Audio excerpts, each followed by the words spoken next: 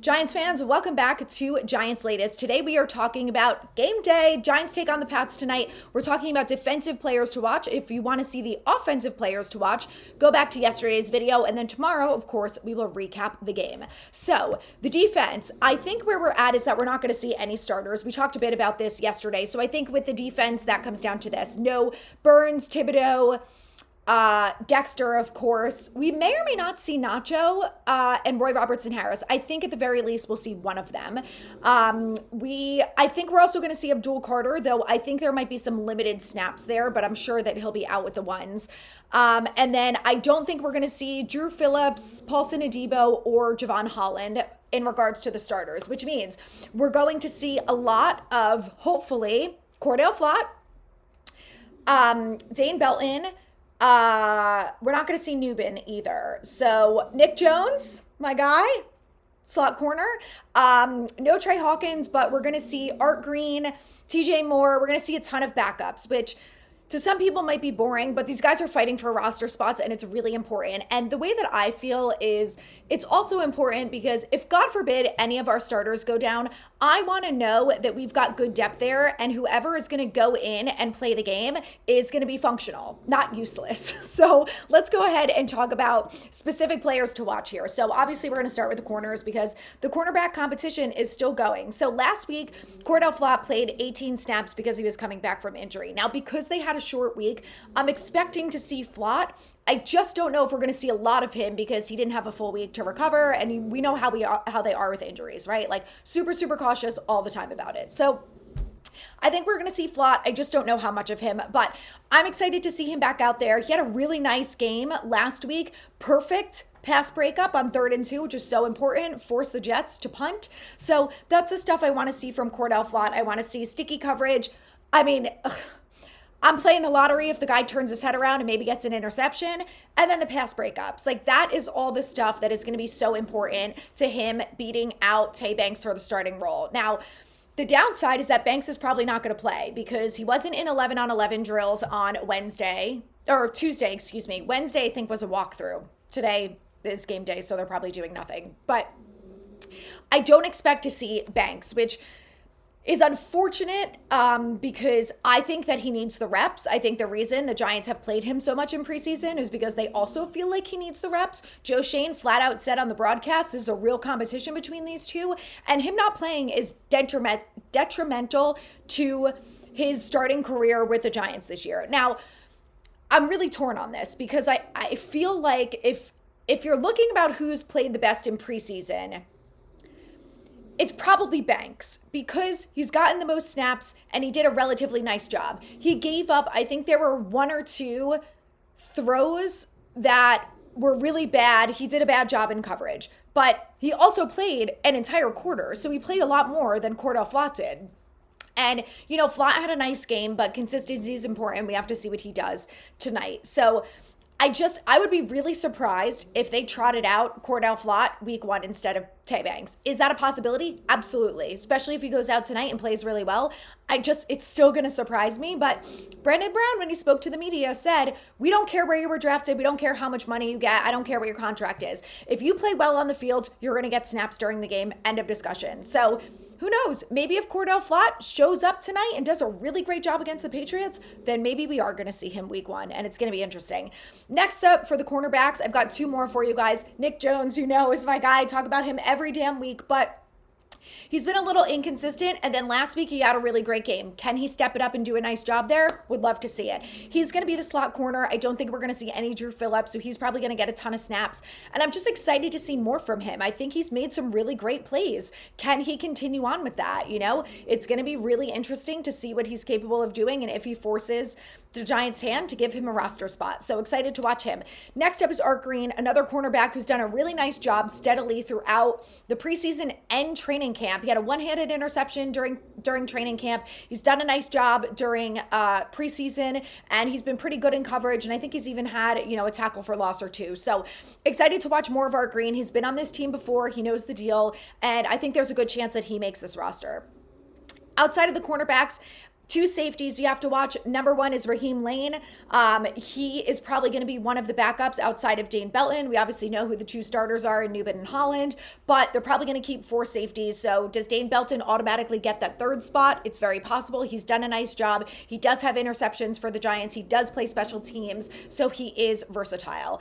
But Raheem Lane is a guy who has mostly been a backup in his career with the Giants, but he's made some nice plays on the field. He did a nice job last week. Again, consistency is the number one thing with these players. If you had a good week last week, can you do that and maybe take it a step further and be better this week? Let's see. I would like to see that. And then number two is Makari Page, who is the UDFA out of Michigan, who was relatively quiet throughout preseason and training camp until last week, where he had an interception and a pass breakup, all that came at very valuable times for the Giants defense. So he did a nice job last week. Again, can you build on that? I'd love to see it. I think that safety spot is probably up for grabs right now. It could very well be between those two guys. So I'm excited to see more of the both of them. One more guy I'm going to throw out there because he's a South Carolina guy, I have to, is O'Donnell Fortune. So he actually got snaps with the 2s and the 3s last week, which was a step up for him because throughout training camp, he was mostly getting reps with the 4s. Every once in a while, he was with the 3s. So under the assumption that means that he's improving well and growing, and knowing that we're not going to see starters tomorrow, I think there's a big opportunity for him to show up and make some plays. So I hope that he's capable of doing it. I think he's probably going to end up being a practice squad guy, maybe at best. But I hope that he can prove that, he's worth a practice squad or better for the Giants. Now, let's move along to the defensive line, because I know this is everyone's concern that we can't stop the run. So I'm not really sure about Nacho or Roy Robertson Harris, whether or not we're going to see them. I think, if anything, we probably see a little bit of both of them, just to see how they do against the run. It's something that obviously is a concern for this Giants defense. And outside of Dexter Lawrence, I think they've nailed down that Roy Robertson Harris is going to be the starter, but I still think we're going to see a lot of Nacho. And look, there's a lot of other guys like Darius Alexander, DJ Davidson, Jordan Riley, Elijah Chapman, Elijah Garcia, who are all going to be getting a lot of snaps tonight. So can anyone prove that they deserve that role? Now, I will say, I went back and I watched every single snap from Darius Alexander in the Jets game. If you guys want to watch it, go to Nick Filato on Twitter. He posted it. I think it's like 2 minutes, so it's relatively quick. Here's what I saw. I saw some good things and I saw some bad things. One of the concerns that I have with him is that it seems like he can't get off his blocks quickly. I think that will improve the more time that he's learning and growing in the league. We talked about the fact already that he missed the entire spring with an injury, so he's a little behind. And he was a 3rd-round pick. I don't think the goal was for him to be the starter next to Dexter Lawrence week 1. That's why we have Roy Robertson Harris and even Chauncey Golston along with Nacho. So we've got all these guys that are hopefully going to help Darius Alexander, take time to get to that next level. The next thing with Alexander is that it seems like he's lacking a little bit of upper body strength. Like when he's getting matched up against an offensive lineman, he's not getting pushed all over the place like Evan Neal does and ends up on the ground. But he is getting pushed back a little bit, and it seems like it's not really an even match, I guess, from the offensive lineman to him. So I think the upper body strength is also going to come with time and hopefully something that they can work on.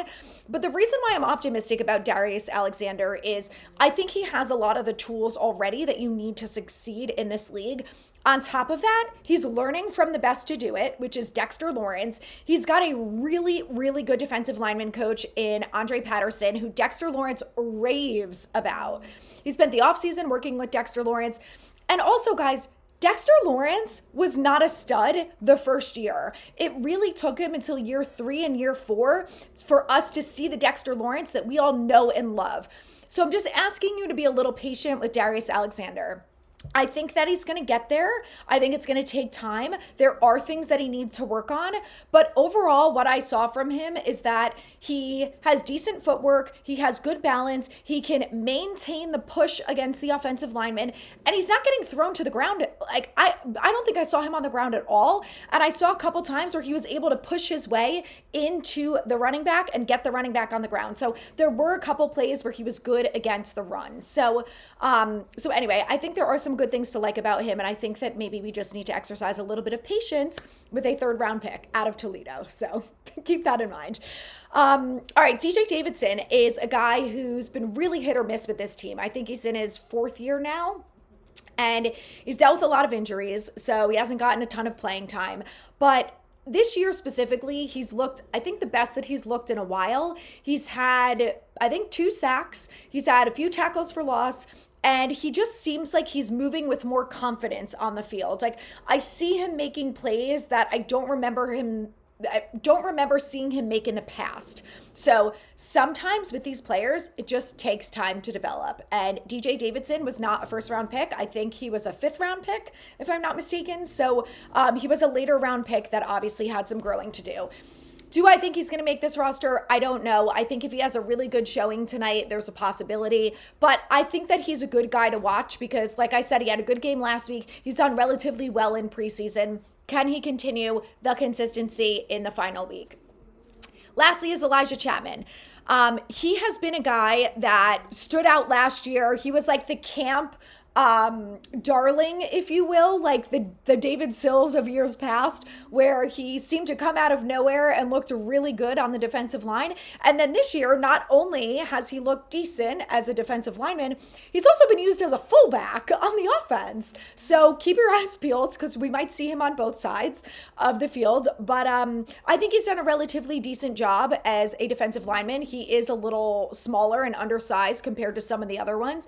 But I think the versatility could be a reason why he makes this roster. And, you know, again, consistency, I feel like I'm like beating a dead horse here, but like if you've watched Giants games the last couple years, that has been the biggest issue, right? I mean, there's a million issues, but you see them play well one week, the way that they played against the Browns and beat them last year. And then the next week, it's like they've never played football before. So it starts now, right? It starts in the spring. It starts in camp. It continues in preseason where every week you get better instead of getting worse. So, you know, I'm just really looking for these guys, for someone like Elijah Chapman, just build upon what you've done so far and be better, a little bit better every single week. So Elijah Chapman is definitely a guy to watch. If you have any guys on defense that you are focused on watching or excited to watch, let me know in the comments. And tomorrow we will be back with a game recap, hopefully talking about a win. And maybe if the Giants go undefeated in preseason, they'll have some confidence that they can win more than 3 games in the regular season.